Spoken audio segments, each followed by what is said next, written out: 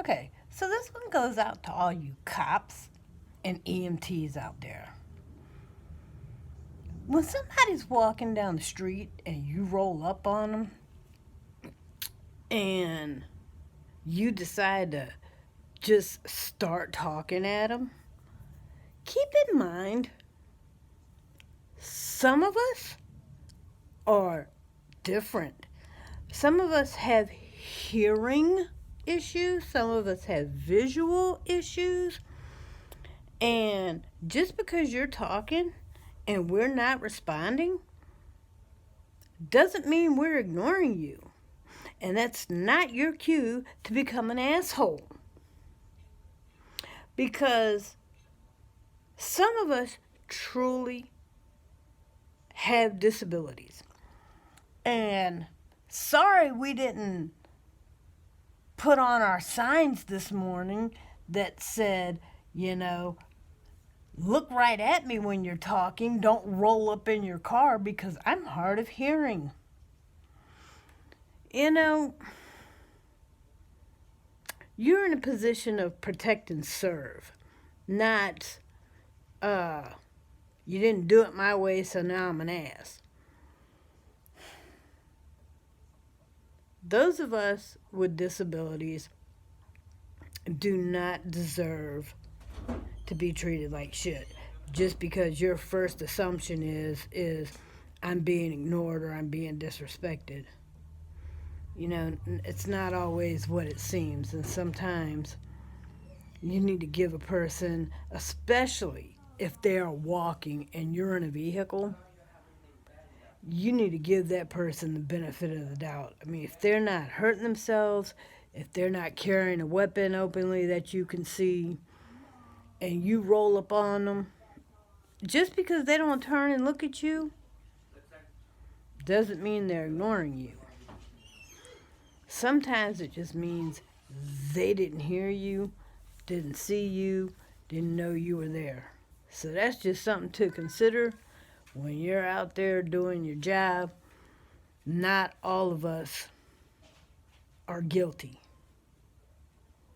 So stop treating us like we did something wrong if you didn't catch us in the act. Because being in the act of walking down the street doesn't make me a criminal. So, you know, maybe somebody is ignoring you. And so what if they are? You know, you wear a badge means you're above petty bullshit. So, again, you know, not everything is as it seems. You know, I take my cues, my visual cues, from many different things in many different directions. In my police department, my local police department has come to realize that I am hearing impaired, and they do compensate for that, and I am truly grateful. Thank you to the city of Edmondson for being patient and understanding, because I don't modulate sound well, and I don't hear. I'm completely deaf on the left side. I was born that way, and I have very little sound that comes in on the right side. And majority of the time when I go out, I do wear hearing aids or hearing pieces. Um, I am also visually impaired, but that doesn't stop me from being a human being, and it doesn't stop me from being respectful if I'm respected. And you know, sometimes just taking that extra minute to find out,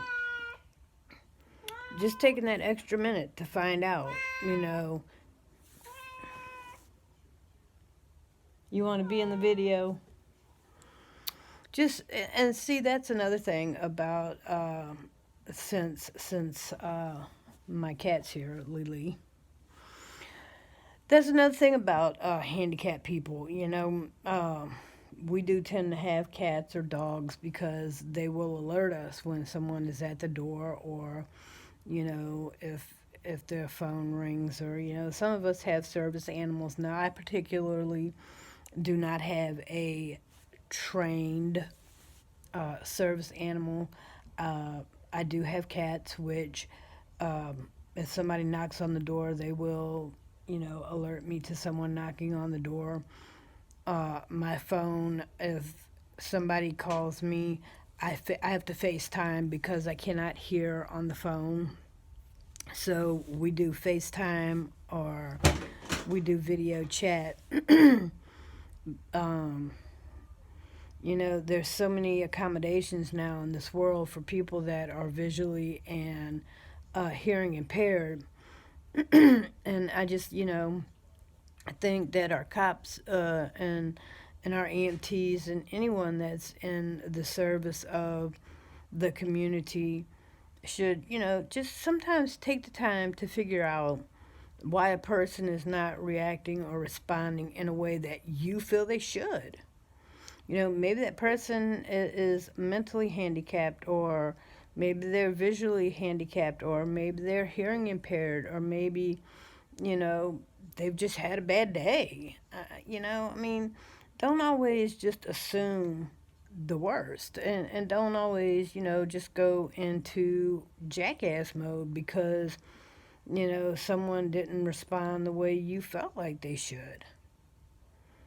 Again, I've said this before in different videos, that you will notice a lot of times that I'm not always, staring at the camera as I'm doing these videos, because I take visual cues from all around me. And when I see something, or when I hear one of the animals, or when I see one of the animals,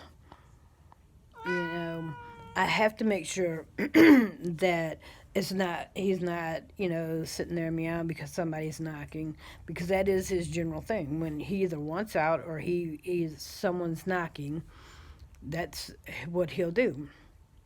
And then, I have kids, I have grandkids that are moving around, and I want to make sure that they're not talking to me, or, a lot of times they know, they've known all their life that I have hearing issues, so they'll either sign to me because I do sign language, or they'll come up to where I can see them, and they'll talk because they know I read lips, and they sign, and I have taught them over the years to read lips, so they read lips and they sign as well.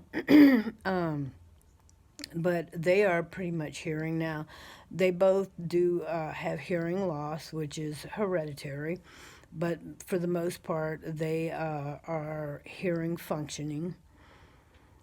But I just, sometimes if an officer would just take the time, which I know they don't always want to because they're in a hurry. Let's go from one call to the next, one call to the next, one call to the next. Well, it's not one call to the next. It's one human being to the next. It's one problem to the next, because that's the service you chose to be in. We didn't force you as a community. We didn't elect you to be an officer. You signed up for it because you wanted to help people, protect people, put away the bad guy. That's, whatever your childhood dream was, because your father did it, or because your mother did it, or, whatever. And that's all great and good. But your overall objective as an officer of the law is to serve and protect. And that's why you go out and stop crime, because you are protecting the rest of us, law-abiding citizens, from the criminals. So don't treat the ones that you protect the same way you treat the criminals, because we're not all criminals. And again, That's why you have lights on your car. Because, the hearing impaired do drive. So, you have flashy lights so they can see your flashy lights in their mirrors. Now, I particularly do not drive. I do not drive. My husband drives me where I need to go, or my oldest daughter, because my impairments are to the point where I am unable to drive. I do not hear well enough. I do not see well enough. So I am unable to drive. I am limited in that aspect, you know. But I walk a lot around my neighborhood. And again, my local police department has come to know that I am hearing impaired, and they are very patient with me. But I'm just making this video to make others aware, because sometimes things aren't as they seem. So, next time you're on a call, take that into consideration. And most of all, let's try to take care of each other.